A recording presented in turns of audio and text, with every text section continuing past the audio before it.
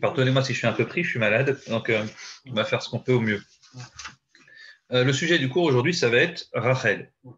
Alors, vous savez que on va raconter dans la paracha de cette semaine le Vayetse Yaakov et Beersheba, la sortie de Yaakov de Beersheba. C'est une paracha qui va commencer à mettre en valeur Yaakov. Si vous voulez, dans la paracha de la semaine dernière, la paracha de Toldot, on parlait de Yitzhak.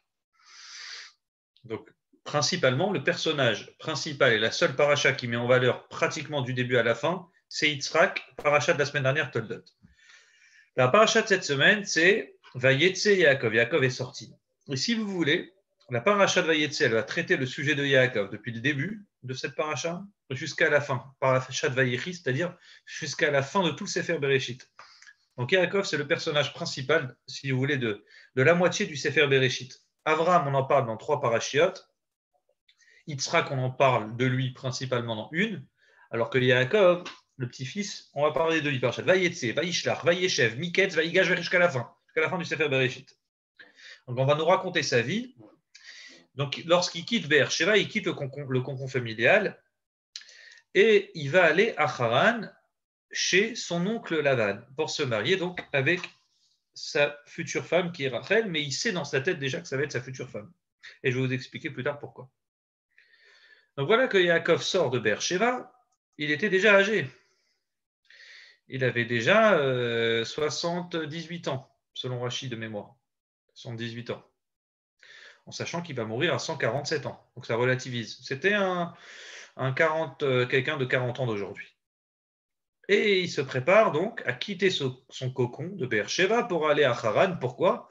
Parce que, en écoutant sa mère et puis ensuite son père, l'oblige de partir pour 2 raisons. La première, c'est Rivka.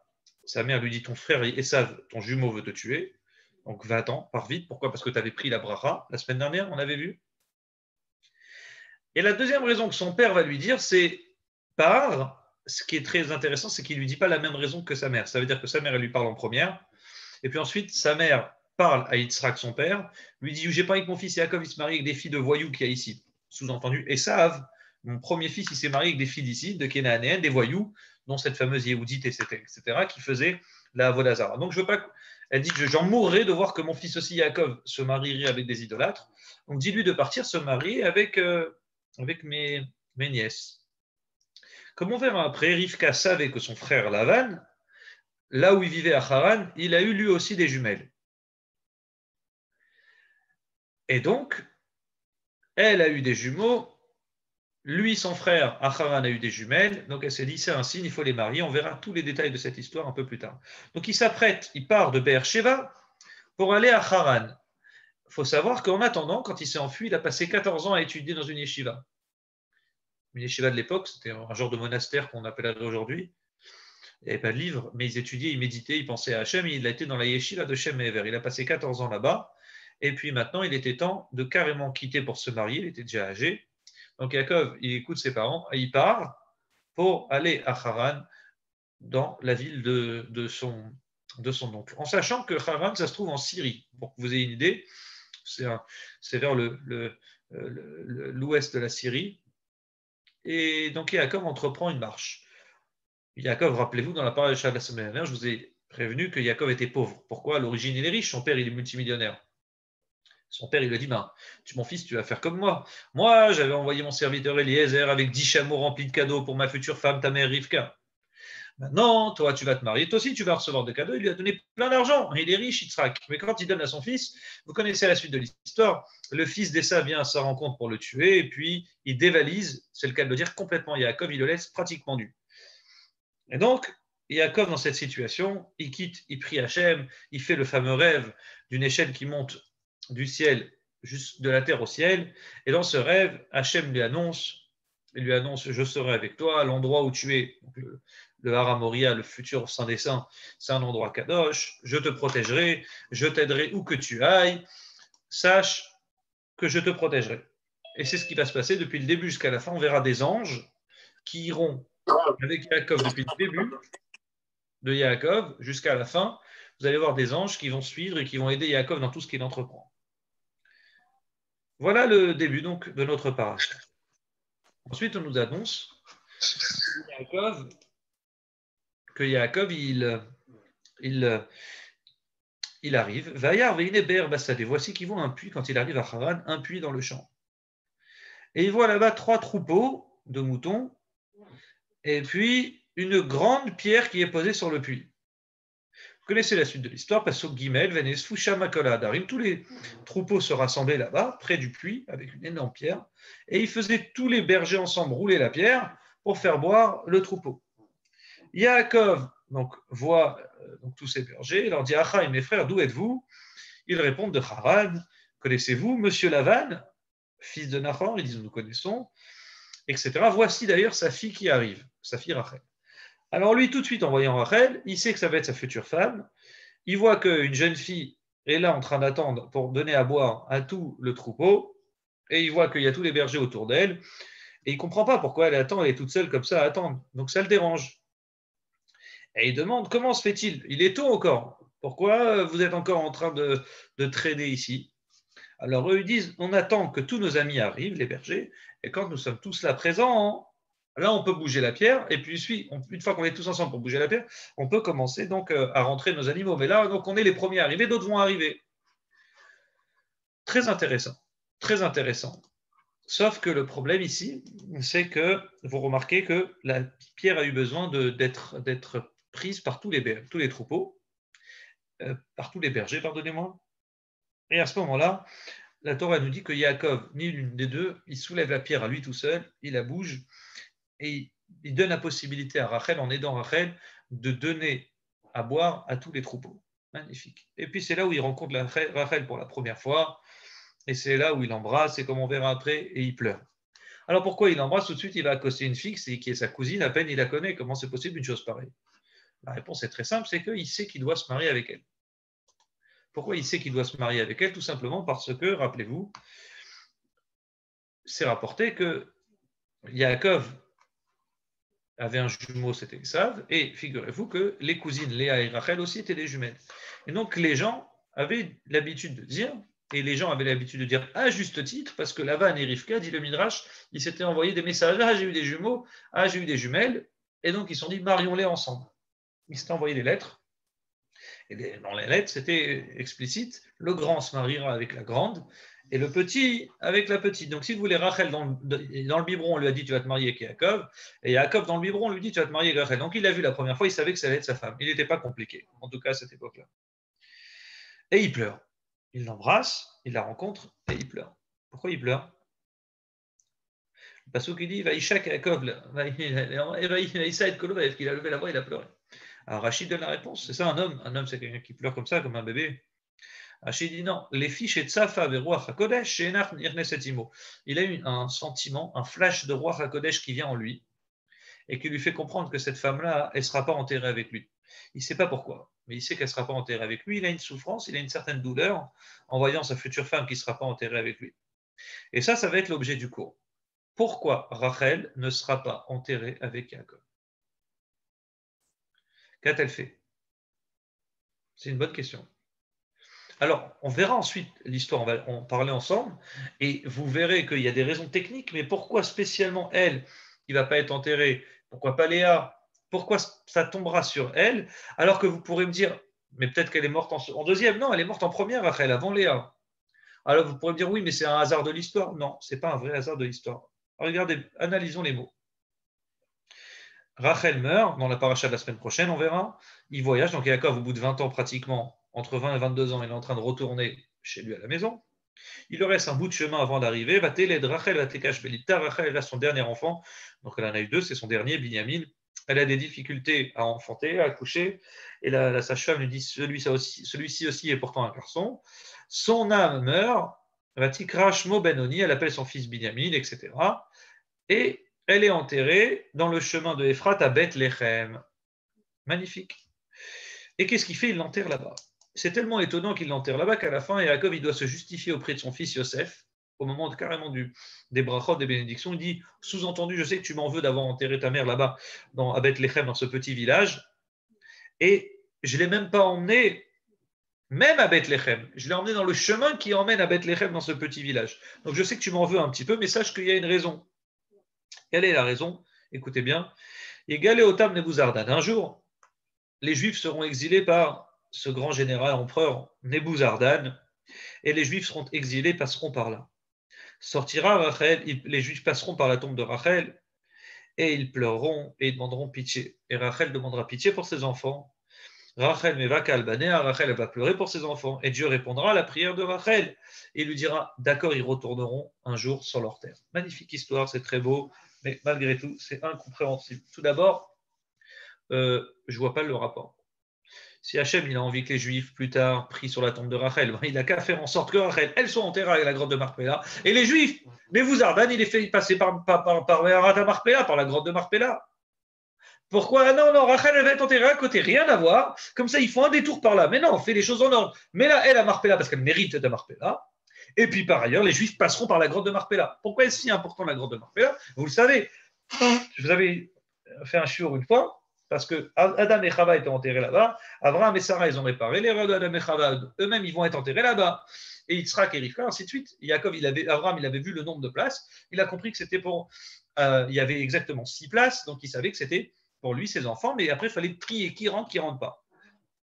Donc, Yitzhak et Rivka vont être enterrés là-bas. Rivka, la première, elle va mourir, jeune, bien avant Yitzhak, et puis ensuite Yitzhak. Et donc, après, c'est évident. C'est évident que quoi? Il y aura un genre de combat, vous allez voir, entre Esav et Yaakov. Qui sera enterré là-bas? Parce que du coup, il ne reste que 2 places. Donc, Yaakov, il va enterrer en première Léa, sa femme, pardonnez-moi. Rachel, il va l'enterrer en chemin, et puis ensuite, il enterrera Léa, et puis seulement après, Esav dira, mais je ne comprends pas, ami Yaakov, hey, il est peut-être mort votre père, mais il a déjà pris sa place. La place de Yaakov, il a donné à Léa. Mais moi, je suis le fils légitime, donc moi, je dois prendre ma place et je dois être enterré, en sous-entendu, avec Léa, cette femme qui était destinée à moi depuis le début. Parce que Léa, c'est la grande et moi, je suis le grand jumeau. Parenthèse fermée. Donc, la grotte de Marpella, c'est une grotte très, très importante. C'est la grotte où Abraham a été enterré parce que Adam a été enterré là-bas et Chava. Donc, Sarah, elle est enterrée là-bas. Et donc, Yitzhak et Rivka. Et donc, vous verrez ensuite que même Yaakov, quand il va être enterré, ça devra être un combat. Parce que Esav, il voudra prendre sa place. Donc, Yaakov, il a une place maintenant qui se libère. La première place qui est libérée, il a le droit à un joker. Enterre là-bas ta femme. Quelle femme? Enterre là-bas Rachel. C'est la première à mourir. Non, un jour viendra où ils passeront par là. Mais ils pourront, Hachem, il peut faire en sorte que les Juifs ils partent par un autre chemin.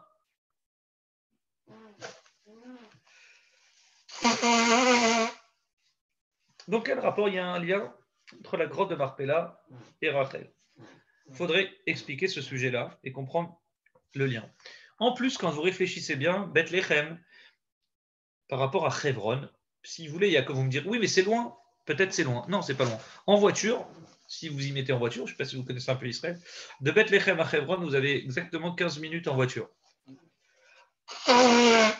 Si Jacob il avait fait un effort, il aurait marché juste 3 heures. C'est pas énorme, 3 heures. 3 heures, il aurait pu enterrer Rachel à la grotte de Marpella. Donc, vous comprenez bien que si Jacob il n'a pas fait ces 3 heures de marche, ce qui est rien pour lui, c'est qu'il y a une raison. Jacob, lui, il va passer d'Égypte en bas. Il va partir d'Égypte et il va remonter jusqu'en Canaan. Il va prendre des journées, 12 journées de marche avant d'être enterré, mais il sera enterré à Marpella. Mais 3 heures, il ne peut pas faire pour Rachel. Très étonnant. Pourquoi? Et là, ça va être donc l'objet du cours. Pourquoi Rachel doit-elle être enterrée dans ce chemin Beder Ephrat I Bethléem, à côté de Bethléem? Revenons à l'histoire depuis le début. Donc voilà que Lavan s'installe, il accueille son neveu Jacob en pensant qu'il est riche, il n'a rien. Donc il installe, bon, t'es mon neveu, tu veux squatte un petit peu de temps chez moi. Et puis Jacob, bien sûr, il ne veut pas squatter gratuitement chez son oncle. Donc qu'est-ce qu'il fait? Il commence à travailler, il prend les devants, il fait des efforts, il fait tout le nécessaire. Il se dit, c'est pas le rôle de Rachel et Léa, mes cousines, de faire bergère, c'est un métier un peu d'homme, c'est difficile, c'est pas elle à sortir, donc il prend la décision de bouger, de travailler, de faire le berger, il fait le rôle que Rachel et Léa faisaient pour leur laisser un petit peu plus de temps à elle. Et la Torah nous raconte que, bien sûr, Lavan, voyant cela, il lui dit, est-ce que tu vas travailler gratuitement? Agidali mamaskurtecha. Dis-moi quel est ton salaire. Alors Lavan, puisqu'il a 2 filles, et Rachel, tout de suite il saute sur l'occasion. Et il lui dit, écoute, moi je travaillerai 7 ans pour toi. Pourquoi 7 ans? Il propose 7 ans. Il lui dit, je travaillerai 7 ans gratuitement, bien sûr, tu me loges, tu me nourris, bien sûr, c'est évident, mais je travaillerai 7 ans pour toi. En échange de ce travail, tu me donnes Rachel, celle qui aurait dû être pour moi depuis le biberon. On m'a toujours dit, c'est Rachel, c'est Rachel, c'est Rachel. Que Léa, non. Léa, la grande, elle était censée être pour Esav.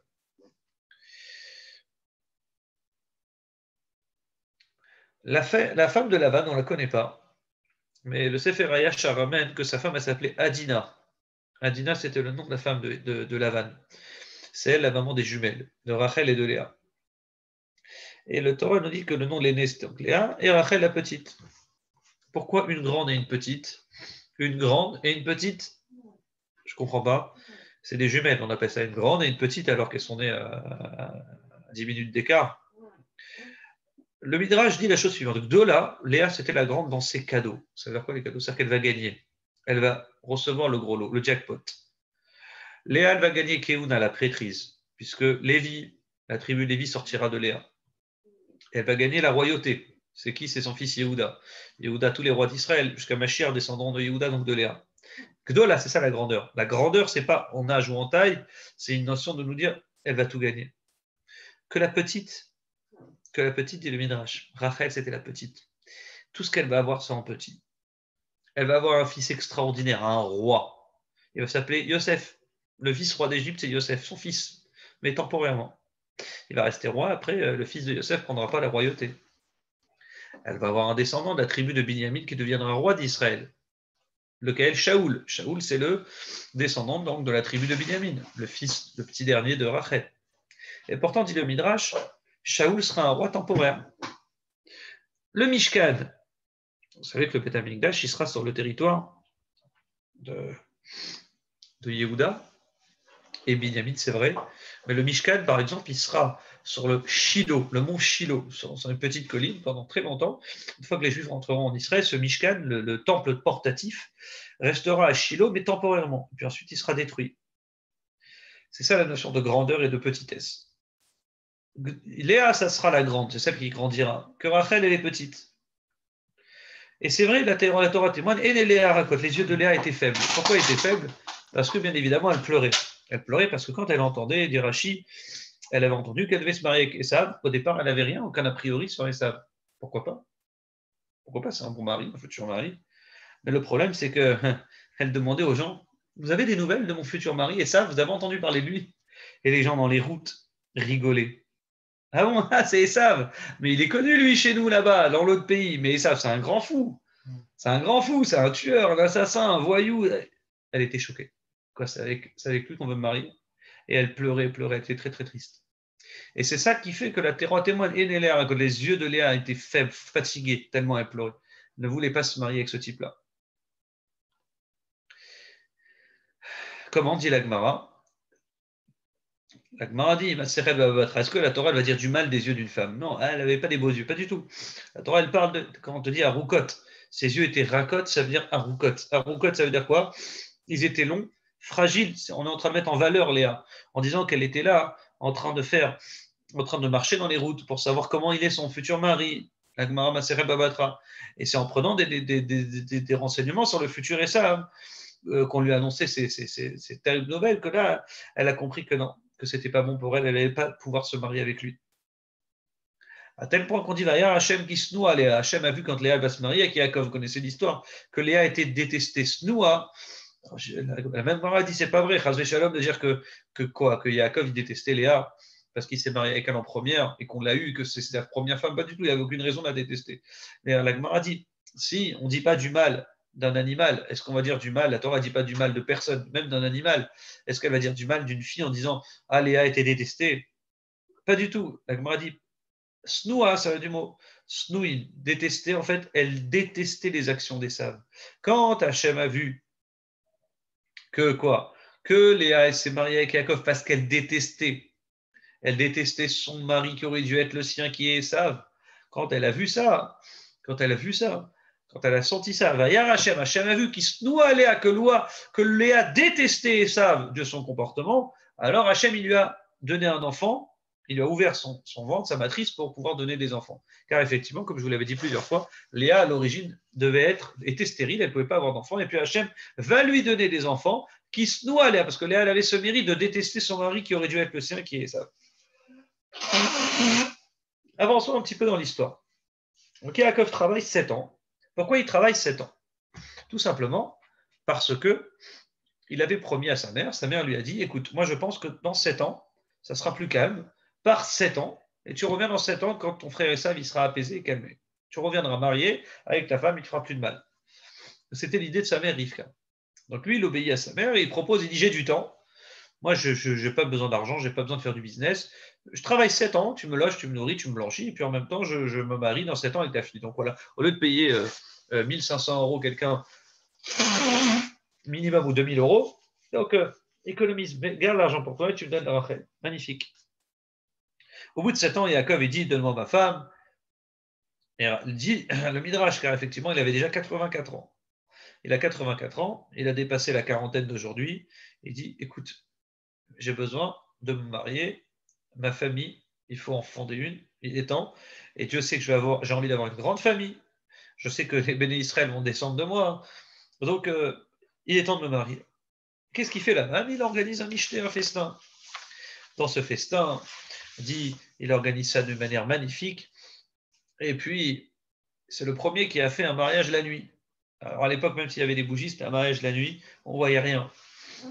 Et bien sûr, il a mis dans le coup tous les gens du village avec lui. Il les a même arnaqués. D'ailleurs, si vous regardez la Gemara là-bas, il annonce comment Lavan, c'était un vrai ramaille, un rusé, un arnaqueur. Il a même arnaqué les gens. Il leur a dit gardez le silence avec moi. Il dit si vous laissez Yaakov partir, la bracha elle va partir depuis qu'il est là, tout va bien. On trouve de l'eau, nos troupeaux grandissent. Et donc il dit gardons-le avec nous. Et pour le garder, on va lui faire travailler 7 ans de plus. Faites-moi confiance. Dites rien, on va lui donner Léa. Et même il les a arnaqués en prenant leur argent. Bon, bref. Vaïba Boker, donc Yaakov se marie, il reste avec Léa, et ce fut le matin, Veiné Léa, et voici c'est Léa. Comment c'est possible? Comment c'est que le matin qu'il a compris que c'était Léa? La nuit, il n'a pas vu que c'était Léa. Qu'est-ce qui s'est passé? Alors dit l'Agmara la chose suivante. Maseret Megillah, non. Alors ce que je vais vous dire, vous dites que vous connaissez éventuellement de Rashi, mais n'oubliez pas que Rashi n'invente rien.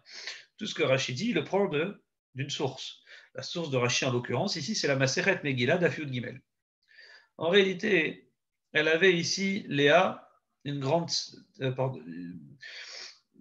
sniout. Rachel a eu une grande sniout, une grande discrétion et une grande gentillesse. C'est grâce à ça d'ailleurs qu'elle aura un roi d'Israël qui va sortir de lui, qui s'appelle Shaoul, comme je vous l'avais expliqué. C'est grâce à ça qu'elle va avoir une reine d'Israël qui sortira de lui, qui s'appelle Esther. Esther, c'est de la tribu donc, de Binyamin. Et Esther, c'est donc Binyamin. Binyamin, c'est Rachel. Et quelle était cette sniout? Dit la Gemara Masechet Megillah d'Afiud Gimel. En réalité, c'est très simple. Elle dit, la première fois que Rachel elle a rencontré Yaakov, il a dit on doit se marier ensemble. Elle a dit avec plaisir, mais sache, elle a prévenu mon père, c'est un grand rusé, un voleur. Et si mon père il te dit oui, en réalité, il arrangera, il trouvera un moyen pour te marier avec quelqu'un d'autre que moi. Avec quelqu'un d'autre, même pas avec ma soeur. Donc, oublie mon père. Yaakov il dit t'inquiète pas. Directement. Yaakov il dit moi aussi je suis un rusé, moi aussi du côté de ma mère. Elle s'appelle Rivka. Ma mère, elle m'a appris toutes les combines. Donc, t'inquiète pas, ma mère, c'est bien la sœur de ton père. Imnavar titbarar, titabar, mimikesh titplapal. Avec un voleur, tu peux être un voleur. Avec un têtu, t'inquiète pas. Je sais ce que je vais faire. Et il lui a donné donc des simanim. Les simanim, c'est des codes. Alors, des codes, c'est pas comme vous croyez des signes. Il lui a donné plus que ça, parce que la Gemara, elle ne parle pas de quel code il s'agit ici. Sous-entendu, sous la choupa, ou la nuit de noces, quand on sera ensemble, on va parler, on va discuter. N'oubliez pas que c'était des jumelles, Rachel et Léa, donc elles se ressemblaient énormément. Ça explique que si elles se ressemblaient énormément, donc Yaakov, ça prête à confusion, hein, surtout c'était que les yeux qui différaient un petit peu, mais c'est tout. Donc Yaakov, il a donné donc des simanim, des codes à Rachel en lui disant le jour du mariage, on est ensemble, si tu me donnes ces codes-là, c'est sûr que c'est toi. Si la femme, en l'occurrence, qu'on veut donner, qui n'est pas toi, bon, elle ne connaîtra pas les codes que je vais te donner, et puis on ne se mariera pas ensemble. Mais les signes, on ne les connaît pas. Il y a une source, Da'at Zekenim, au nom de Tosfot, Baalé à Tosfot. Ils disent les choses suivantes. En fait, les signes, c'était très simple. Toute la nuit, elle s'est comportée comme Rachel, dit Tosfot, Baalé à Tosfot. Léa, elle a eu un comportement comme Rachel. C'est quoi ce comportement? C'est le comportement des fameux signes que je vous ai parlé. En fait, Yaakov avait appris ce jour-là à Léa pardonnez-moi à Rachel, certains signes. C'était quoi ces signes? Des halachot, tout simplement. Des halachot de Nida. Il dit voilà, chez nous les juifs, chez nous mon père et mon grand-père, ils ont reçu comme héritage les lois de Nida. Nida, ça se passe comme ça, toutes les lois que vous pouvez imaginer. La chala, elle fait rafrachat chala. Et Adlakat Nerot, allumer les bougies. Les fameux 3 miracles que sa mère Rivka a fait, que sa grand-mère Sarah a fait. Donc toutes ces choses, c'est halachot de femmes juives, il les a appris à Rachel. En disant ça va être nos codes entre nous. On parlera de soi, on rentrera dans la chambre à coucher, on discutera de ça. Si je vois que tu connais les halachot, c'est que c'est bien toi. Mais bien sûr que Léa les connaissait. Comment Léa a pu les connaître? Et comment c'est que le matin il a vu son œuvre? C'est pas toi Rachel, toi t'es Léa. Comment il connaissait? Alors continue la Gemara a dit, ma sœur elle va avoir honte. Qu'est-ce qui va se passer? Et Rachel elle s'est dit, si Yaakov il rentre dans la chambre et il voit qu'en fait c'est Léa, et donc Léa elle est en train d'essayer d'arnaquer Yaakov. Yaakov il va la jeter, il va lui faire honte, il va dire c'est une arnaque et il va lui crier dessus. Donc je n'ai pas le choix. Je dois donner les codes, les signes à ma sœur, toutes les halachot, je dois les donner à ma sœur de sorte à ce que quand Yaakov il parle de ça avec elle, elle est dans le sujet, elle connaît. Et c'est grâce à tous ces simanim, à toutes ces halachot que Yaakov il a donné à Rachel, qui elle les a répétées à Léa, que Léa a pu passer la nuit avec Yaakov. Et le lendemain, bien sûr, c'était trop tard. Et dit la Gemara, les fichar zarta, c'est pourquoi elle a mérité, par ce grand mérite, Rachel, de donner à sa sœur les simanim, et de prendre le risque de jamais se marier avec Yaakov, juste pourquoi? De peur que sa grande sœur Léa ait la honte et se fasse jeter, voire pire qu'elle se marie jamais, et voire encore pire qu'elle se marie avec Esav, elle a eu tellement pitié qu'elle a donné sa vie entière à sa propre sœur. Et c'est très important de comprendre parce que c'est grâce à cette discrétion, cette gentillesse qu'elle a eue, que va sortir de Rachel donc un roi qui s'appelle en l'occurrence Shaoul. Et bien sûr Esther. Mais en préparant le cours, j'ai lu un truc extraordinaire que je voulais vous faire partager. On pourrait croire, bon c'est bien, c'est gentil, mais on pourrait croire que Léa était au courant que Rachel lui a donné les codes, les simanim. Or, la conclusion, avec ce chidouche extraordinaire, c'est que Léa n'a jamais su que Rachel l'a aidée. Et Rachel, pas seulement qu'elle est restée discrète, la tsniout, c'est quoi? C'est qu'elle s'est tue toute sa vie. Elle n'a jamais dit à Léa, Yaakov s'est marié avec toi, parce que moi je te laisse te marier. Moi je te donne les signes. Pas du tout.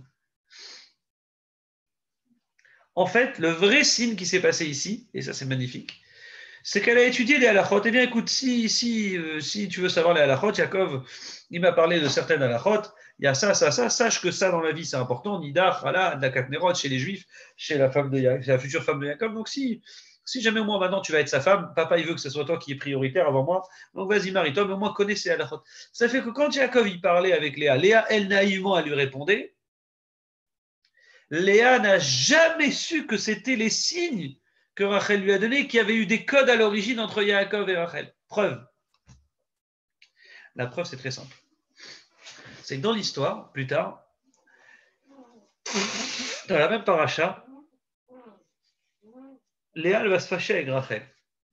Comment? Rachel, elle va voir qu'elle est stérile, elle verra son fils, Léa qui a un enfant, Réhouven, Shimon, Lévi, Yehuda, et puis elle n'a aucun garçon. C'est pas possible, elle est très déçue, elle ne comprend pas ce qui se passe. Donc elle dit, écoute, un jour elle voit que Réhouven, l'aîné de Léa, lui apporte des belles fleurs. Des belles fleurs à sa fille, à sa mère, des doudaïm, des mandragores. Et en lui donnant ces mandragores, ces doudaïm, Léa, à ce moment-là, elle est toute contente, mais Rachel vient et dit, écoute, donne-moi des mandragores, s'il te plaît, de ton fils. Donc Rachel, elle demande les fleurs. Pourquoi? Rachid explique, il y a plusieurs interprétations à cela. Une raison, c'est qu'en réalité, les mandragores, elle pensait que c'était un genre de médicament pour guérir de la stérilité. Donc, elle savait qu'elle n'avait pas d'enfant. Peut-être qu'elle pensait que c'était un médicament, donc elle voulait les prendre de Léa. Et Léa, elle lui envoie. Là, on voit balader méchamment, secement, lui dit Améhat, Carter et Ishi. Déjà, tu prends mon homme. Sous-entendu, Yaakov, il t'aime à toi. Ce qui est normal, ce qui est humain, parce que Yaakov, à l'origine, c'était Rachel qui l'aimait. Déjà, tu prends mon homme. Velakach, Adgam, et Douda et Béni. Tu veux aussi prendre les fleurs de mon fils. Elle lui envoie un missile. Léa, elle parle méchamment, elle n'est pas contente et elle envoie balader, comme on dit vulgairement, sa sœur Rachel. Qu'est-ce qu'elle répond après? Rien. Elle dit, t'as raison, dans ce cas-là, écoute, je vais dire à Yaakov, ce soir, il va être plus présent avec toi, alors que moi, voilà, je vais me mettre de côté, mais il va dormir avec toi ce soir. Je ne comprends pas. Si j'étais Rachel, si vous étiez Rachel, vous auriez répondu quoi? Mais je prends ton homme, moi. Tu me dis, tu prends mon homme, mais c'est mon mari. C'est moi qui t'ai permis de te marier pour pas que tu te tombes sur Esav. Les codes, c'est moi qui te les ai donnés, les simanim. Je t'ai donné toutes les signes pour qu'ils puissent accepter de se marier avec toi. Et tu es en train de me dire maintenant, oui, mais tu es en train de me prendre mon homme. Mais je te prends rien du tout, c'est mon homme. Si déjà tu as des enfants, si déjà tu es marié et tu es ici, c'est grâce à moi. C'est comme ça qu'on aurait tous répondu. Elle n'a pas répondu ça. Pourquoi elle n'a pas répondu ça? Parce qu'elle n'avait pas envie de se trahir. Elle n'avait pas envie de lui dire que depuis l'origine, il y a eu des codes entre Yaakov et elle. Elle s'est tue. Elle a entendu. Elle aurait pu rétorquer ce que je viens de vous dire, mais elle s'est tue. Pourquoi elle s'est tue?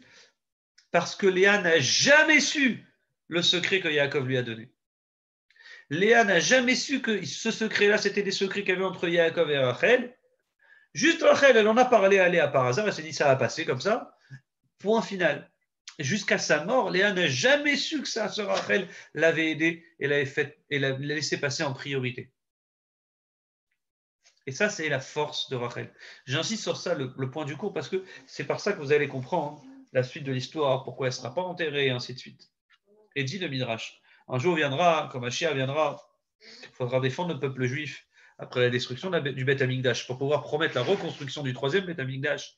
Alors à ce moment-là, tout le monde va venir demander pitié à Hachem. Abraham, il va venir demander pitié à Hachem. Hachem, je t'ai obéi, j'étais prêt à faire un korban de mon fils, un hola pour mon fils. J'ai fait ci, j'ai fait ça. Hachem, il ne va pas écouter, il ne va pas avoir pitié. Yitzhak, il va parler. Yaakov, il va parler. Tout le monde va essayer d'intervenir pour demander à Hachem dans le ciel de protéger et de ramener le peuple juif sur sa terre et de pardonner le peuple juif. Personne ne va écouter, dit le Midrash. Viendra après Yaakov, viendra le dernier, la dernière, c'est Rachel. Rachel, elle viendra, et lorsque Rachel viendra, elle demandera pitié. Et Hachem va dire, grâce à Rachel, par le mérite de Rachel, Ani Marzir et Israël Lumkoman. Je ramènerai pour toi, Rachel, pour le travail que tu as fait, je ramènerai Israël sur sa terre, à leur endroit. Qu'est-ce qu'elle va être si extraordinaire, Rachel? Alors dit le Midrash, bien sûr, parce que Rachel, qu'est-ce qu'elle a fait? On continue le Midrash. Parce que toi, tu as laissé passer ta sœur, parce que tu as eu ce mérite de laisser passer avant toi. J'ai envie de dire au Midrash, c'est gentil ce qu'elle a fait, Rachel, c'est extraordinaire. Mais Abraham, c'est pas mieux. Abraham, il a fait Akedat Yitzhak. Et Yitzhak, il s'est laissé mourir pratiquement pour Hachem. C'est pas bien, c'est ligoté. Il avait 37 ans, il n'aurait pu rien dire. Non, lui, c'est rien. Rachel, c'est gentil, elle a laissé passer sa sœur, c'est bien aussi, mais bon, c'est préférable sur tout ce qu'ils ont fait Abraham et Yitzhak. Pourquoi on met en valeur Rachel? Qu'est-ce qu'il y a de si extraordinaire dans cette mitzvah? Pourquoi les Havot, à ce niveau-là, à ce niveau de dire j'ai fait les mitzvot, ça ne marche pas, mais la petite mitzvah de Rachel, elle passerait plus que les autres. Alors, pour comprendre ça, donc pour résumer tout ce qu'on a dit, c'est pourquoi Rachel est enterrée dans la grotte, pourquoi Rachel n'est pas enterrée dans la grotte de Marpella? On a demandé la question, c'est ce qui est étonnant, c'est ce qu'elle a fait Rachel dans son histoire. On a vu que c'est elle qui était destinée à Yaakov. Elle laisse passer Léa, sa grande sœur. Et Léa n'a jamais su, pas seulement qu'elle a donné les codes à sa sœur, c'est-à-dire à la rote, mais en plus, pire que ça, Léa n'a jamais su que Rachel a laissé passer. Et donc la question, c'est pourquoi Rachel, cette mitzvah de Rachel est mise en valeur plus que toutes les autres mitzvot? Qu'est-ce qu'il y a de si extraordinaire derrière cette mitzvah, plus comme dit le Midrash que Abraham et Yitzhak? Alors avançons un petit peu. Et là, maintenant, on va rentrer dans la partie centrale du shiur, qui est la jalousie. J'attire votre attention sur cette notion de jalousie, parce que vous verrez que sur ce point-là, on va comprendre des choses extraordinaires, en fait, la qualité de Rachel. Il y a un passouk apparemment qui met sur le passouk des fameuses fleurs, le passouk qui dit que va tekane Rachel ba'achota, Rachel jalousa sa sœur.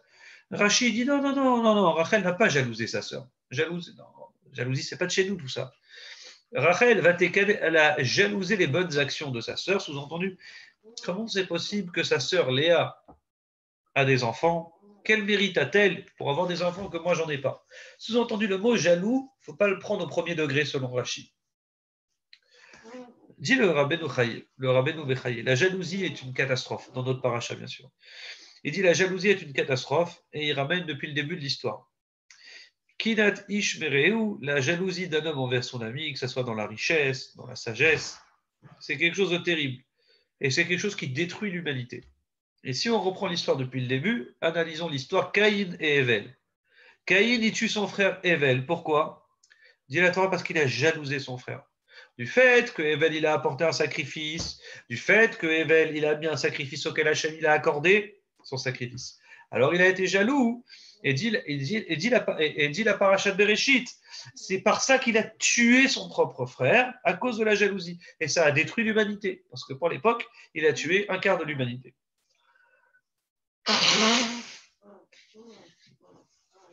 Et pourtant, dit le Rabbeinu Bechaye, la jalousie parfois est bonne.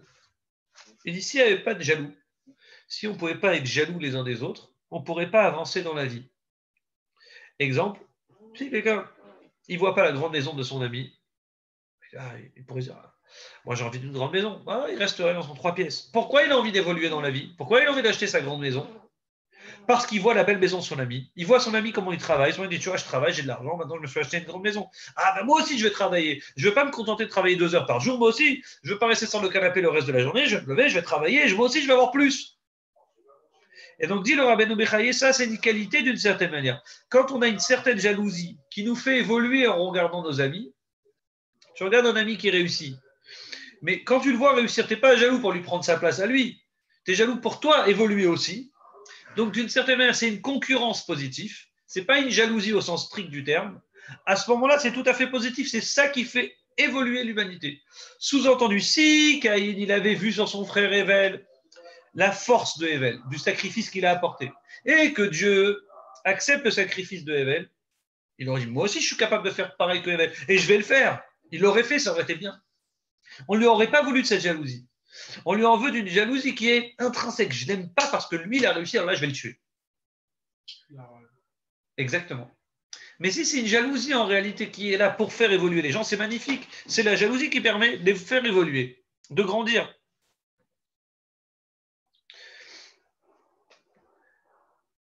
Si demain, j'ai un exemple, j'aime bien donner cet exemple parce que pour moi, il est très parlant.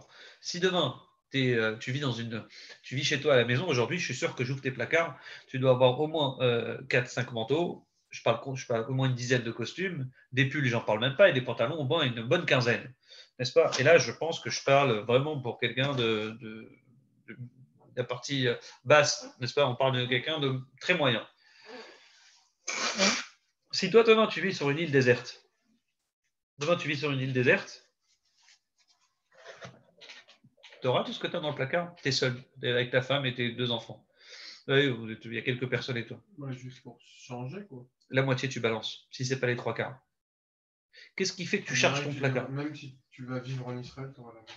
Mais quel rapport, tu vas prendre un caleçon, tu vas acheter un beau Bermuda que tu vas mettre toute la journée, tu vas l'enlever le jour où il est vraiment sale, tu mets ton Bermuda, c'est tout. Tu vois, je mets un beau t-shirt, je mets une chemise sur Shabbat, c'est quoi? Shabbat, je vais mettre un costume pour Shabbat, tu vas te contenter de ce qu'il faut, pas plus. Qu'est-ce qui fait que tu auras envie de remplir ton placard tout le temps, d'avoir plein d'habits, plein de chemises, plein de pantalons, parce que tu sais le regard de l'autre. Tu dis l'autre, il va me regarder, et d'une manière comme ça, je sais pas qu'il me voit 2 fois avec le même costume, donc je vais changer de costume. Mais toi, tu pourrais te contenter en étant seul du minimum. Donc, c'est les autres, c'est le regard de l'autre qui a envie de te faire évoluer. Et ça, c'est la différence. Et vous savez, c'est quand Hachem il a créé la jalousie, conclut le Rabbeinu Bechaye, la notion de jalousie, cette manière du regard des autres, qu'on regarde les autres et qu'on a envie d'évoluer en fonction des autres. Dit le Rabbeinu Bechaye, c'est quand Hachem il a créé la lumière, le premier jour. Or, on sait qu'Hachem il va créer le soleil et la lune. Il va créer Shemesh ve'Yareach. Et ce jour-là, dit la Masechet Agmara Chulin, Vayas Elokim et Shnei Ameorot Hagedolim, Dieu il a fait 2 grandes lumières. La grande lumière, elle va dire à Hachem, c'est le soleil, la petite lumière, ça va être la lune. Mais Amaor Akaton, au départ, Dieu il a fait 2 grandes lumières, Shnei Meorot Gedolim, puis juste après, il écrit Maor Akaton, Maor Agadol, la grande et la petite. Mais juste avant, tu viens de me dire, elles étaient les 2 toutes grandes. Alors, la Gemara répondit, non, c'est très simple en réalité. Dieu il en a fait les 2, elles étaient grandes. Le soleil était grand, la lune était grande. Sauf que la lune, elle a dit, Dieu, est-ce que c'est possible 2 rois d'utiliser la même couronne, sous-entendu, la lune, elle se plante. Est-ce que la lune, franchement, je ne peux pas avoir le grand soleil qui est avec moi et moi aussi avec le soleil, c'est pas possible, ça ne tient pas. On ne peut pas être à deux. Dieu dit, tu as raison, va te faire petite. Fais-toi petite et puis je vais te rétrécir, tu vas comprendre c'est quoi. Donc la lune s'est rétrécie ce jour-là. Et donc, d'une certaine manière, depuis ce jour-là, la notion de jalousie a existé sur Terre. Si la Lune elle-même, elle a regardé le Soleil. Le Soleil, ça ne la dérangeait pas que la Lune elle soit aussi grande que lui. Mais la Lune dit, mais non, on ne peut pas être à deux avec la même couronne. Alors, en fin de compte, Dieu, il diminue. Cette notion de jalousie qui existe dans la Lune, ça a existé depuis donc la création du monde. Alors, si je peux me permettre de rajouter, oui. Toute la haine du monde vient de la jalousie. C'est-à-dire que tu peux prendre un qui a plus que l'autre, ou un pays qui a plus que l'autre. Les guerres, bien sûr, les guerres. Ça veut dire que tout ce qu'il y a, c'est la jalousie. Et en fait, la haine, c'est le summum de la jalousie. Voilà. Donc, il faut que l'autre disparaisse. Mais la haine, alors bravo, franchement, tu as été très loin, parce que c'est exactement la suite du cours. La jalousie, c'est l'étape numéro 1, et puis ensuite, ça se transforme en haine. Mais la jalousie, à l'étape première, elle n'est pas spécialement négative. Ça veut dire que si Hachem, il l'a faite, c'est qu'on peut en tirer quelque chose. Mais la haine qui va suivre ça, tu n'as pas le droit. Comme c'est écrit, l'otisna et achicha, tu n'as pas le droit de jalouser ton frère. C'est intéressant, mais ce que tu as dit exactement le mot. La haine, elle pose problème. Mais la jalousie, au sens premier du terme, ce n'est pas une catastrophe. C'est quelque chose qui peut aider. Et cette jalousie, elle existe chez les animaux. On sait que le serpent, il a été jaloux d'Adam Arishon. Il y a même écrit que les anges, depuis la création du monde, eux-mêmes, il y a eu une certaine jalousie vis-à-vis d'Adam Arishon, que c'était un vrai roi sur terre, que ce n'est pas des rois dans le ciel. On dit cette notion de jalousie, elle existait, sauf que les anges, ils n'ont rien fait de grave. Le serpent, il va faire quelque chose de grave. Il va essayer de transformer cette jalousie en haine pour essayer de vouloir vraiment tuer Adam Arishon et Chava d'ailleurs. Alors, avançons un petit peu. Cette jalousie, elle est tellement, cette notion de kina de jalousie, c'est tellement fin qu'on retrouvera exactement le mot à mécaner de jalousie, même chez Moshe et Yehoshua. L'histoire que je vais vous raconter, ça se passe dans le Sefer Bamidbar, Perek Yud Aleph. Moshe, donc il devient, donc Moshe c'est le grand prophète, il dit à Hachem, j'en peux plus de ce peuple, je suis seul à soutenir tout ça. Dieu il dit, t'inquiète pas, je vais t'aider. Et donc tu vas donner de ta lumière, de ta prophétie, tu vas les donner à d'autres, aux meilleurs. Donc il y a 70 personnes, et donc ça arrive à 72 parce que Moshe choisit. Donc, pardonnez-moi, j'ai un trou de mémoire sur le calcul. C'est 12 tribus. Donc, Moshe, il fait 12. On arrive à 72. Ça fait diviser combien par personne, Shlomo? 72 divisé par 12. 72 par 12. Parce qu'il y avait 12 tribus. Et donc, 6 fois 12, 72. Donc voilà, donc il faut prendre 6 par tribu, bravo. Donc il devait prendre 6 par tribu. Et le problème, c'est que Dieu, il a dit, je vais donner ta shrina à toi. Moi, chez ma shrina que j'ai sur toi, elle va participer pour 70 sages. Or, le problème, c'est que pour choisir ces 70 sages, Moshe, il prend 6 personnes par tribu. Puis il y en a 2 en trop. Bon, bah, sauf à la fin, les 2, c'était les plus modestes. Ils ont dit, bon, nous, on est les plus simples, on préfère partir. Et à la fin, ces 2-là qui ont fait les modestes, qui ont décidé de partir, eux aussi, ils ont reçu la prophétie. Donc c'était magnifique, 72 nouveaux prophètes. Alors Yehoshua, il vient, il court vers Moshe, il dit, Moshe, Eldad ou Medad, c'était le nom des 2 prophètes. Ces 2 nouveaux prophètes. Ces 2 messieurs-là, Eldad, ils prophétisent dans le camp, sous-entendu, ils sont en train d'être des prophètes. Il ne le dit pas, mais ils sont en train de dire Moshe va mourir et Yehoshua va le succéder. C'était ça qu'il disait. On vous annonce que Moshe va mourir et que Yehoshua, son élève, le succédera pour rentrer en Israël. Les Juifs, ils ne savaient pas encore que Moshe devait mourir dans le désert. Donc ils découvrent cette prophétie. Donc il vient, Yehoshua, il vient jaloux. Et il dit, mais Moshe, il faut les détruire, il faut les tuer, ces 2 soi-disant prophètes qui disent que tu vas mourir. Moshe, il dit, hey, Amekane, Atali, tu me jalouses? Qu'est-ce que tu as? Mi-tête que la Hachem Nevi, mais que Dieu, il a qu'à rendre tout le monde prophète. En quoi c'est un problème? Et qu'Hachem, il a qu'à mettre son roi HaKodesh sur tout le peuple. Ça me dérange qu'il y en a 2 ici qui sont prophètes et qui annoncent des choses. Dit la Gemara, et rappelez-vous, ça je vous l'avais déjà dit une fois, Moshe il est comparable à un soleil. Et quand Yehoshua il rentrera les Juifs en Israël, Yehoshua par rapport à Moshe il était l'équivalent d'une lune. Moshe on le compare à un Chama, un soleil. Et Pnei Moshe qui Pnei Chama, la face de Moshe c'est un soleil, c'est un monstre. Yehoshua c'est Pnei Levana, c'est une lune. Qu'est-ce qu'on veut dire? On ne veut pas dire que Moshe c'est un monstre et Yehoshua c'est un petit nul par rapport à Moshe. On veut dire que Yehoshua il a un réflexe de lune. Moshe, c'est le soleil, c'est le grand. Et Yehoshua, il vient comme une lune, mais c'est pas possible. Il ne peut pas y avoir d'autres Moshe comme ça. Toi, tu es un prophète, Moshe, tu es le meilleur. Tu ne peux pas laisser 2 petits prophètes qui viennent et qui en plus sont en train de dire que tu vas mourir. Donc Yoshua, il a un réflexe de lead, ce réflexe de jaloux, entre guillemets. Moshe, il n'est pas du tout ça. Qu'est-ce que tu jalouses? Tu as cette notion de kina envers moi. Donc on voit que cette jalousie, elle existe. Et Yoshua, le pire, c'est qu'il n'a pas eu tort ce jour-là. Mais cette notion de jalousie existe. Et c'est quelque chose de terrible. Si on en fait une haine. Je vais vous donner un autre exemple. Magnifique, mais quand on est dans la fin du cours, c'est pas. J'espère que je pourrai terminer, mais en tout cas, il y a d'autres exemples extraordinaires. Vous savez, celui qui vend dans le Sefer de Parashat Shoftim, dans Sefer Dvarim, c'est rapporté celui qui a la trouille quand il va à la guerre. Celui qui va à la trouille, il rentre chez lui. Écoutez, ça c'est drôle, GG, tu vas aimer. Le pasteur qui dit comme ça. Donc les Shotrim, les policiers se lèvent, ils disent qui a construit une maison et qui l'a pas encore. Donc on est sur le champ de bataille. Non, les Juifs doivent faire la guerre. On est dans une guerre facultative. Et donc là, le chef, le leader, il vient, les Shotrim, il dit vous, qui est-ce qui a construit une maison et qui l'a pas encore inaugurée, qui rentre chez lui? Genre, ça se fait pas. Parce que si il meurt à la guerre, un autre homme va l'inaugurer à sa place, sa maison. Qui a planté une vigne et qui ne l'a pas encore profité de peur qu'un autre homme vienne en profiter? Qui s'est fiancé avec une femme qui ne s'est pas encore mariée avec elle, rentre chez lui de peur qu'il meure à la guerre et un autre homme se mariera avec cette femme avec qui il s'est fiancé, etc., etc. Donc vous connaissez la réponse. Il y en a plein qui vont avoir la trouille. Rabbi Akiva dit soit vraiment ils ont la trouille, tous ceux qui ont la trouille qui rentrent chez eux, ou bien ceux qui pensent avoir fait des avérotes et ainsi de suite. Alors ils profitent de l'occasion et ils partent chez eux par cela. Marc Loquet de Rabbi Akiva, Rabbi aussi dans l'Akbar. Mais si vous allez au bout des choses, là c'est merveilleux. Celui qui a fait des avérotes, lui il part pas. On lui fait une allusion, n'est-ce pas? Lui partira pas. On ne dit pas qui fait des avérotes, parce que personne n'aura envie de partir sur un cri qui a fait des avérotes. Donc on ouvre des portes. Qui a planté une vigne? Qui s'est fiancé? Qui a inauguré une maison? Ça, l'homme il comprend le message, il part.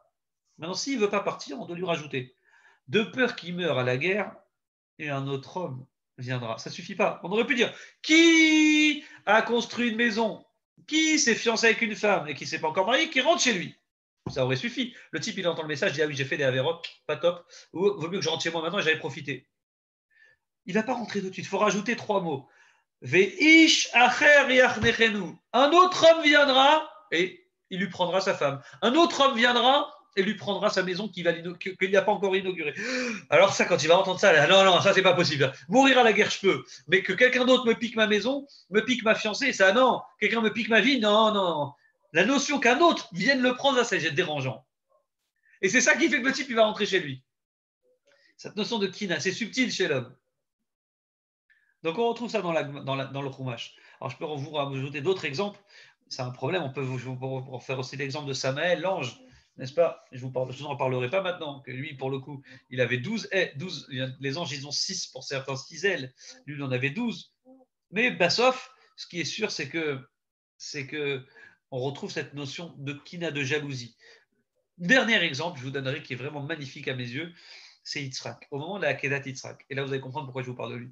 Au moment de la Akedat Yitzhak, avant d'être ligoté, Abraham, il marche avec Yitzhak. L'ange, il vient, il essaie d'embêter Abraham pour l'empêcher de faire cette Akedah. Il vient avec des arguments, tu ne vas pas tuer ton fils, mais ça ne va pas, c'est ton fils, etc. Qui va te succéder, Abraham? Rien à faire, il avance. L'ange, il essaie d'aller voir Yitzhak. Yitzhak, comment tu es? Non, mais t'imagines, tu es le chouchou de ta mère, tu vas mourir, ça ne va pas, ta mère, elle ne va pas s'en remettre. Mais ça, Yitzhak, il dit rien du tout. Et l'ange, il rajoute un truc, dit le Midrash, ouvrez vos oreilles. C'est moins connu ce que je vais vous dire maintenant. L'ange, il lui dit, ah non, tu ne vas pas partir, tu ne vas pas mourir. Si tu meurs, qu'est-ce qui va se passer? Tous les cadeaux, Kol otana par Gaziot she'asa imchal, les Ishmael, san e deveta yeruta. Si tu meurs, ta mère, qu'est-ce qu'elle va faire? Tout ce qu'elle a préparé pour toi, ta mère, Sarah, tous ces cadeaux, toutes ces bonnes choses qu'elle a fait, elle va les donner à Ishmael. Elle aura plus sur qui l'enfant, sur qui soutenir, donc elle va tout donner à Ishmael. Si le Midrash, tout de suite après, écrit Vayomer Yitzhak à Abraham, Yitzhak il dit à son père Avi, papa, ça va être qui le sacrifice? Genre, il sait très bien, il a compris Yitzhak, ça allait être lui, mais il fait une tentative, papa, genre, sois gentil avec moi, s'il te plaît, genre, aie pitié. Tu vas pas me foutre, tu vas pas m'égorger, me foutre dans le feu, quoi. On dit pourquoi à ce moment-là il essaye ça, Yitzhak? Pourquoi il essaye une tentative pour essayer d'amadouer son père, pour que son père ait pitié de lui? Parce que l'ange, il a fait mouche. Il a dit, ah, Ishmael, il va prendre ta place. Ça, non. Je vais mourir pour Hachem, il n'y a pas de problème. Mais la kina, c'est quelque chose de très, très subtil qui peut réveiller un sentiment de l'homme. Yitzhak, il n'a pas eu tort. À la fin, il s'est laissé faire, donc il a tout le mérite de la Hakeda. Mais le réflexe qu'il a eu, papa, où il est le bélier, où il est le mouton genre, sous-entendu, t'as pas un vrai, ne me prends pas moi. On dit ça, c'est parce qu'il a eu cette notion. Et donc, ça explique quand il y a écrit Vatekane Rachel Bachota, on aurait pu dire Rachel a jalousé sa sœur. Bon, c'est Rachel qui a jalousé sa sœur. Concrètement, elle a vraiment jalousé. C'est normal, quoi. Elle voit sa sœur qui réussit, qui a des enfants, et elle, la Rachel qui a rien. Non, on te dit, Rachel, c'est pas une jalouse. Elle ne rentre pas dans ce critère de jalouse. Et pourquoi elle ne rentre pas dans le critère de jalouse? Elle dit tout simplement parce qu'elle a tout fait pour sa sœur. Elle a tout fait pour sa sœur. Dieu, il peut être jaloux. Elkana, Dieu, c'est un Dieu jaloux. Il y a écrit Elkana, Dieu, c'est un Dieu jaloux. Quand il voit que les Juifs ils font Avodah Zarah. Alors, il y en a qui disent, bon, ça, c'est la Masechet Avodah Zarah qui raconte ça, c'est très intéressant. Vous pouvez raconter à vos femmes, elles vont rigoler. Il te dit, la Gemara, elle raconte, elle dit, bon, mais ok, ça arrive. Dieu dit, comment on peut dire Dieu? La seule fois où il dit Elkana, Dieu, c'est un Dieu jaloux, c'est quand les Juifs ils font Avodah Zarah. Genre, tu vas tuer, Dieu, il n'est pas jaloux. Ça l'embête pas que tu ailles tuer quelqu'un. Il n'est pas jaloux. Là, jalousie. Mais quand Dieu va être jaloux, c'est quand toi, tu vas faire Avodah Zarah. Bon, petite question toute bête. Dieu, un jaloux, c'est quand on est jaloux avec des gens qui sont à notre niveau, apparemment. Pourquoi Dieu il serait jaloux d'une Avodah Zarah qui n'existe pas et qui ne marche pas? Alors dit la Gemara, elle répond avec un exemple drôle. Elle dit non, c'est l'exemple d'un homme qui est marié avec sa femme, et qu'est-ce qu'il fait? Il dit, qu'est-ce qu'il fait cet homme-là? Il décide de divorcer avec sa femme. Bon, malheureusement, il divorce. Et qu'est-ce qu'il fait? Quand il va divorcer, il va se marier avec une plus moche que la première. Il te dit, si il se marie avec une plus belle que la première, une meilleure, alors elle va dire, non, au moins, il a divorcé de moi. La Gemara dit, mais au moins, c'était pour une meilleure. Mais s'il divorce, et en plus, il se marie avec une moins belle, je dis moins belle, c'est mon exemple à moi, mais la Gemara dit, Prouta Mimena, une moins bonne, de moins bonne femme, moins sérieuse, moins intelligente, moins de qualité que la première. Alors là, elle va être jalouse. À dire quoi? Elle est meilleure que moi. Dans ce cas-là, il y a la jalousie. Entre guillemets, Dieu, il n'est pas content. Tu fais Avodah Zarah quoi? Avec des bêtises. Moi, tu me laisses tomber, moi, Dieu, le Dieu des dieux, et toi, tu es en train de prendre des bêtises. Ça énerve Hachem. Elkana, le Dieu jaloux. Alors, on comprend maintenant cette notion de Elkana, de Dieu jaloux, c'est tout à fait logique. Maintenant, revenons à notre sujet. Le Beth Amikdash, il est détruit, bien sûr, parce que les Juifs, ils ont fait Avodah Zarah. Et donc, Dieu, il est jaloux. Et donc, comme Dieu, il est jaloux, il détruit le premier Beth Amikdash. Parce qu'effectivement, c'est insupportable de voir les Béné Israël faire Avodah Zarah. Donc, Dieu dit, il n'y a aucune raison de garder ce Beth Amikdash. Et il le détruit. Mais qui doit réparer le Beth Amikdash? Par qui on dit le mérite de qui Hachem il va promettre de ramener les Juifs sur leur terre et leur reconstruire le Beth Amikdash? C'est Rachel. Pourquoi Rachel? Qu'est-ce qu'elle a de si extraordinaire? Parce que Rachel, elle a accepté. Elle a accepté carrément de mourir pour sa propre sœur. Tout à l'heure, on a vu que Rachel, elle a accepté de laisser la place à sa sœur. Mais en laissant sa place à sa sœur, il va se passer quelque chose.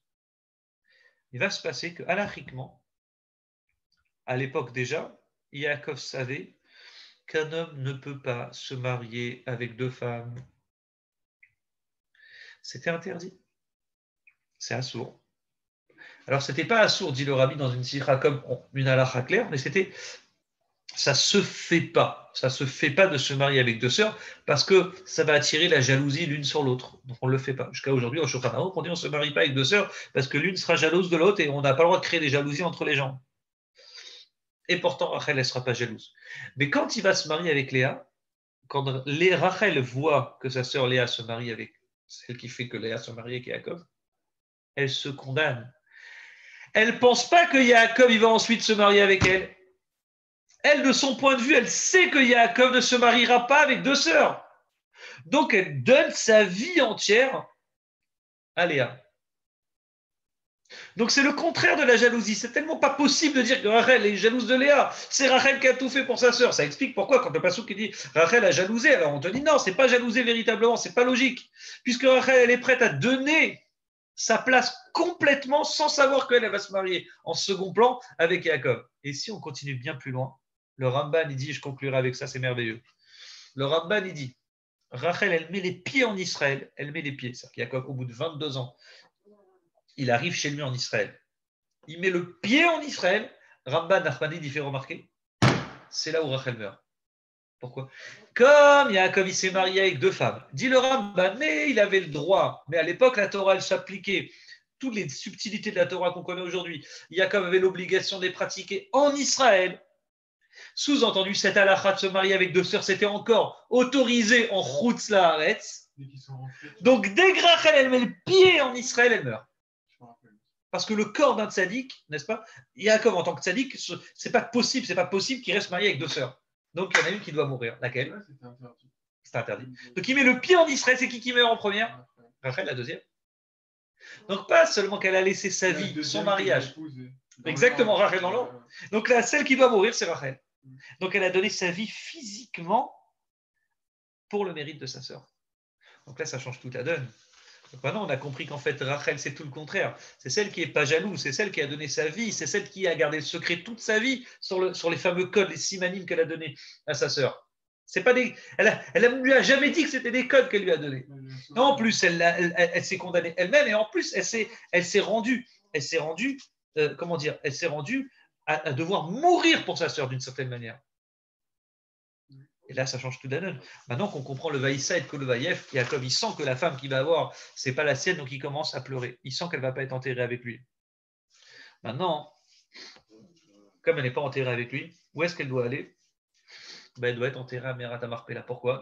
Pourquoi elle ne doit pas être enterrée à Merat Marpella? Parce que bien sûr, elle a laissé aussi sa place. C'est Léa, la vraie femme de Yaakov, du coup. Mais Rachel, elle a ce mérite que elle, c'était celle qui était aimée, c'était celle qui est préférée, c'était celle qui était destinée. Et elle va mourir. Et même pas dans la grotte de Marpella, parce que c'est la place de Léa dans la grotte de Marpella. Donc elle a au moins ce mérite extraordinaire qui est celle qui donne sa vie et qui retire la jalousie. Et c'est pourquoi on la met en valeur. C'est pourquoi il n'y a que elle qui peut retirer la jalousie d'Hachem vis-à-vis du peuple juif. Quand Hachem il dit « j'ai détruit le peuple juif, j'ai chassé les juifs de leur terre parce que j'étais un Dieu jaloux, parce que j'ai vu les frères, j'ai vu les béné Israël fauter pour d'autres avodazara », dit le Midrash, la seule qui va venir consoler Hachem. Et qui va dire « mais Hachem, tu es jaloux des béné Israël ? Moi, qui suis-je, moi ? Moi, Rachel, regarde, j'ai ce mérite. Yitzhak, il n'a pas eu Abraham, il n'a pas eu, mais moi, je l'ai. J'ai jamais été jalouse de ma sœur. J'avais 15 raisons de passer en priorité et j'ai donné la priorité à ma sœur. Tu ne peux pas donner ta priorité au peuple juif. Donc, la seule qui doit vraiment être enterrée ailleurs que Marpella, mais consoler Hachem, c'est Rachel. Donc, maintenant, c'est beaucoup plus clair. Alors, je conclurai juste avec une histoire magnifique. Ça, c'est du bonus. Ceux qui veulent quitter le cours, ils peuvent, mais à partir de maintenant, c'est juste du bonus, ça doit durer 1 heure normalement. C'est David et Jonathan. Vous connaissez cette histoire? Donc, on raconte sur David et Jonathan. David, c'était donc le futur grand roi d'Israël. Et quand on... Stam, entre parenthèses, quand on fait Birkat Levana, vous avez fait Birkat Levana cette semaine, on bénit la lune, on parle des deux grands luminaires, le soleil et la lune, et on conclut David Malka Amen. En gros, merci Hachem d'avoir créé ces deux grands luminaires, n'est-ce pas, qui redeviendront deux grands luminaires, et on remercie Hachem et David, leur roi. Quel rapport avec David ici? On bénit, on dit les grâces aussi, on bénit David, le roi. Quel rapport avec le roi David, David Malkam? Pourquoi vous bénissez David au moment de Birkat Levana? Pourquoi on ne bénit pas David au moment où on fait Kiddush Shabbat? Quel rapport? C'est qu'en réalité, David et Jonathan, il s'est passé quelque chose aussi. David, c'était le futur roi d'Israël. Jonathan, il était le fils de Shaoul, le fils légitime, qui aurait dû être le futur roi d'Israël. Et pourtant, Jonathan, il dit la chose suivante. Il dit, moi, je suis le roi. J'aurais dû être le roi. Et pourtant, je sais que toi, David, c'est toi qui régneras à ma place. Ani lo emloch. Moi, je ne régnerai pas Elata. David et Jonathan, donc David c'était le futur roi, mais il n'était rien, il servait le roi actuel qui était Shaoul, c'est son serviteur. Jonathan c'est le fils, le grand, le fort, le beau, il avait toutes les qualités d'un roi, il a été éduqué pour être un futur roi et pourtant, il sait que la royauté doit être donnée à David et il lui donne de bon cœur. Et quand Jonathan mourra à la guerre, David il pleura, il dit « Ahavat Rali, tu m'as aimé, mais Ahavat Nashim, comme l'amour des femmes. » Et là c'est magnifique. De quelle femme il parle ici? Quel rapport les femmes? Tu m'as aimé, il lui dit. Vous prouvez ça dans le Shmuel. Regardez ça dans Shmuel Aleph. Il dit, ça Alecha, c'est une souffrance pour moi de te voir mort, parce que Avat Rali, tu m'as aimé. Mais Avat Nashim, comme l'amour des femmes. Mais ici, il n'y a pas de femme. C'est quoi le sujet? Le sujet, c'est que tu as reproduit exactement ce que Rachel a fait pour Léa. Toi, Jonathan, tu es le fils de Shaoul, donc le descendant de la tribu de Binyamin. Donc toi, Jonathan, tu es celui qui est l'arrière-petit-fils de Rachel. Moi, David, je suis de la tribu de Yehuda, le fils de Léa. Et moi, normalement, je suis carrément en train de prendre ta place. Et toi, tu reproduis exactement comme elle a fait Rachel. Toi, tu donnes ta vie Tu es prêt à mourir, tu sais que tu n'auras rien, mais tu donnes tout. Tu me donnes tout. Alors que non, ça devait être toi le futur roi. Et pourtant, tu n'as pas lésiné, tu n'as pas réfléchi. Tu as dit, c'est toi, alors ça sera toi. Et tu m'as laissé passer. Donc, tu es le juste, vraiment, arrière-petit-fils de cette fameuse femme qui est Rachel, qui a tout donné pour sa sœur Léa, et tu as tout donné pour moi. Donc, ça explique que quand on fait Birkat Evana, on parle de la lune. Et on est en train d'expliquer que cette fameuse lune qui est en train de rétrécir, elle va un jour regrandir. On est en train de refaire le parallèle. C'est-à-dire que David, c'est exactement le sujet. Grâce à cette histoire de David, un jour viendra, Hachem nous pardonnera, il agrandira cette lune, n'est-ce pas? Et bien sûr, il remettra en valeur David de la tribu de Yehuda, le futur Mashiach, et il agrandira cette lune grâce à quoi? Parce qu'on a retiré la jalousie de nous. Et comment on a retiré la jalousie de nous? On a l'exemple ici de David et Jonathan.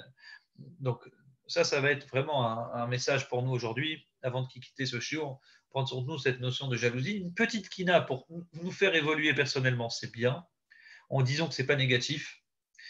Bien sûr, il faut éviter la kina qui se transforme, la jalousie qui se transforme en haine, et savoir que grâce à ça, toujours faire passer, si on a la possibilité, les autres en priorité, parce que parfois ils méritent mieux que nous. Encore plus quand quelqu'un il a déjà quelque chose. Alors on doit estimer que s'il a, c'est qu'Hachem il pense il la mérite et donc on ne doit pas remettre en question les choix de Dieu. Et donc si Dieu veut, par ce travail qu'on prendra sur nous, on fera venir très prochainement Mashiach, qui lui sera un descendant de David, n'est-ce pas? David, bien sûr, est là grâce à ce travail qu'a fait Jonathan et bien sûr que Rachel a fait sur Léa. Donc grâce à ça, on reconstruira le troisième Beth Amikdash très prochainement. Je souhaite à tous, chers amis, Shabbat Shalom et à très bientôt. Amen, amen, Shabbat Shalom.